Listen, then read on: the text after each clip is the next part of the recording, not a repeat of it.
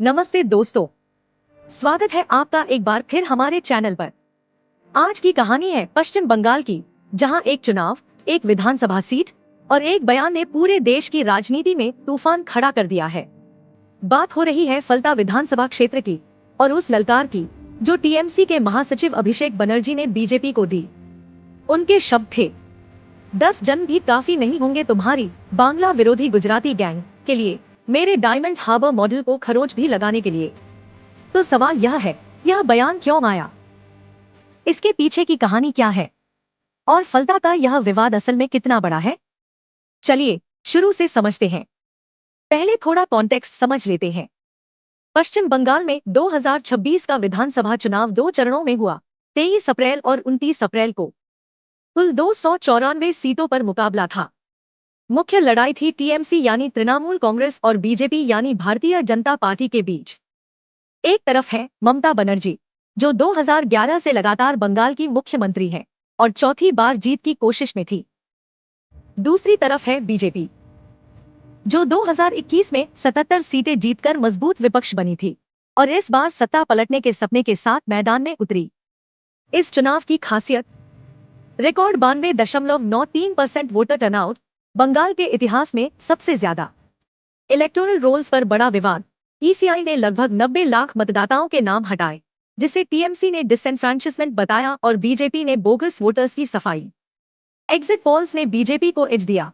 कुछ एजेंसीज ने बीजेपी को 155 से 192 सीटें तक दी, लेकिन बंगाल के एग्जिट पोल्स पहले भी गलत हो चुके हैं। अब आते हैं मुख्य मुद्दे पर। फलता विधानसभा क्षेत्र। फलता साउथ 24 परगना जिले में है और यह सीट सीधे डायमंड हार्बर लोकसभा क्षेत्र के अंतर्गत आती है, जो अभिषेक बनर्जी की सीट है। 29 अप्रैल को जब यहां फेज 2 की वोटिंग हुई तो कई गंभीर आरोप सामने आए। टीएमसी कार्यकर्ताओं द्वारा मतदाताओं को डराने धमकाने के आरोप, ईवीएम के बटनों पर टेप या बबल गम लगाने के आरोप ताकि ऑपोजिशन कैंडिडेट का बटन काम न करे, बूथ पर अनियमितताओं की शिकायतें।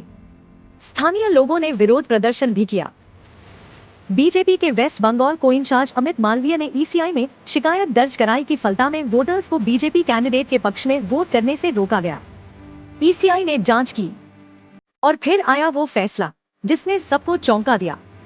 2 मई 2026 को इलेक्शन कमीशन ऑफ इंडिया ने फलता की सभी 285 पोलिंग बूथ्स पर रिपोल का आदेश दे दिया। ईसीआई ने इसे बताया गंभीर चुनावी अपराध और लोकतांत्रिक प्रक्रिया का विध्वंस। रिपोल की तारीख तय हुई 21 मई 2026 सुबह 7 बजे से शाम 6 बजे तक। मतगणना होगी 24 मई को। बाकी 293 सीटों की काउंटिंग 4 मई को है। यह निर्णय अनप्रेसिडेंटेड था, क्योंकि पूरे एक कॉन्स्टिट्यूएंसी की सभी बूथ्स पर एक साथ रिपोल का आदेश बहुत कम होता है। बीजेपी ने इसे अपनी जीत बताया। बीजेपी नेता सुकांत मजुमदार ने कहा, यह फलता की महिलाओं की जीत है, जो टीएमसी के अत्याचारों का शिकार हुई। टीएमसी का कैंडिडेट कौन है?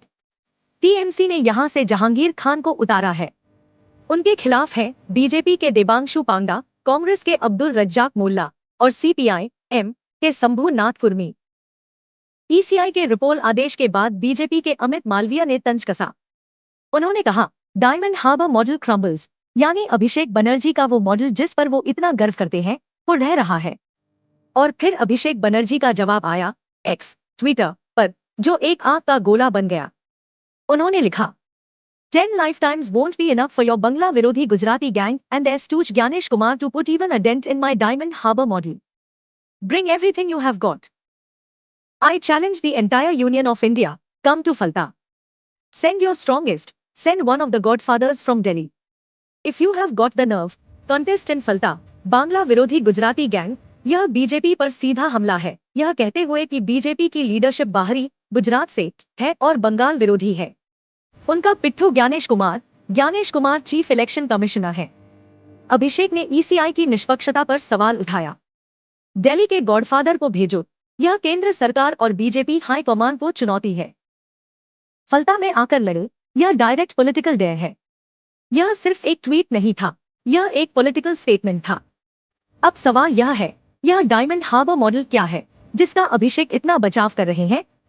अभिषेक बनर्जी डायमंड हार्बर लोकसभा सीट से सांसद हैं। वो ममता बनर्जी के भतीजे भी हैं। और टीएमसी के सबसे प्रमुख युवा चेहरे हैं। डायमंड हार्बर मॉडल से उनका तात्पर्य है उनके क्षेत्र में development, grass root level TMC organisation और स्ट्रॉन्ग इलेक्टोरल परफॉर्मेंस का वो पैटर्न जो उन्होंने खुद बिल्ड किया है। 2024 लोकसभा में जब बीजेपी पूरे देश में मजबूत थी, तब भी अभिषेक ने डायमंड हार्बर से भारी मार्जिन से जीत हासिल की थी। इसी को वो अपना मॉडल कहते हैं और बीजेपी का यह कहना कि रिपोल से यह मॉडल क्रम्बल हो गया, अभिषेक को डायरेक्टली प्रोवोक करता है। अब थोड़ा कंट्रोवर्शियल हिस्से पर आते हैं। अभिषेक बनर्जी ने chief election commissioner Gyanesh Kumar को बीजेपी का स्टूज यानी कठपुतली बताया। टीएमसी का आरोप है कि ईसीआई बीजेपी के इशारे पर काम कर रही है। टीएमसी के प्रवक्ता ने कहा, अगर अमित मालवीय को इतनी ही शिकायतें हैं, तो वो अपने आकाओं से कहें कि ज्ञानेश कुमार को बदलें। बीजेपी का पक्ष।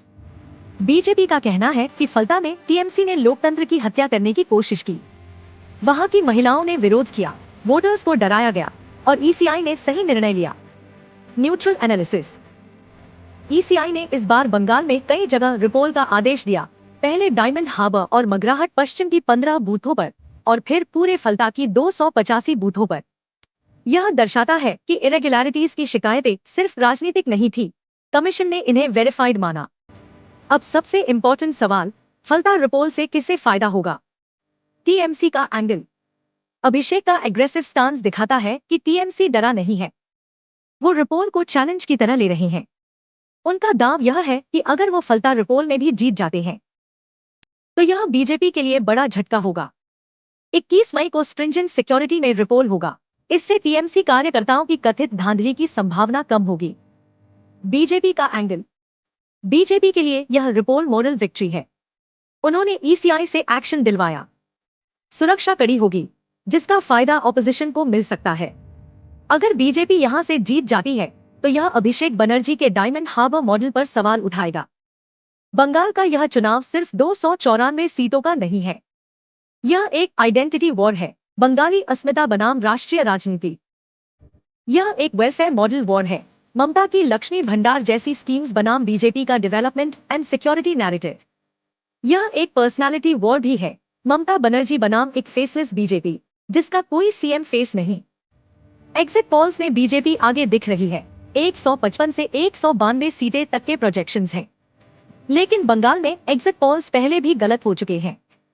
4 मई को काउंटिंग है और तब पता चलेगा कि क्या बंगाल की राजनीति में सच में कोई बड़ा उलटफेर होने वाला है। और फलता, वो 24 मई को अपना वर्डिक्ट देगा। तो दोस्तों, समरी में फलता में 29 अप्रैल को वोटिंग के दौरान गड़बड़ी के आरोप लगे। ईसीआई ने पूरे फलता की 285 बूथों पर 21 मई को रिपोल का आदेश दिया। बीजेपी के अमित मालवीय ने कहा, डायमंड हार्बर मॉडल क्रम्बल्स। अभिषेक बनर्जी ने जवाब में भी बीजेपी को फलता में आकर लड़ने की चुनौती दी। बंगाल का असली वर्डिक्ट 4 मई को आएगा और फलता का 24 मई को। यह चुनाव बंगाल की राजनीति का एक टर्निंग पॉइंट साबित हो सकता है, या फिर ममता बनर्जी एक बार और इतिहास लिख सकती है। आप क्या सोचते हैं? कमेंट में बताइए। लाइक करें, सब्सक्राइब करें और बेल आइकन दबाएं ताकि बंगाल के रिजल्ट्स का लाइव अपडेट सबसे पहले आप तक पहुंचे। मिलते हैं अगले वीडियो में।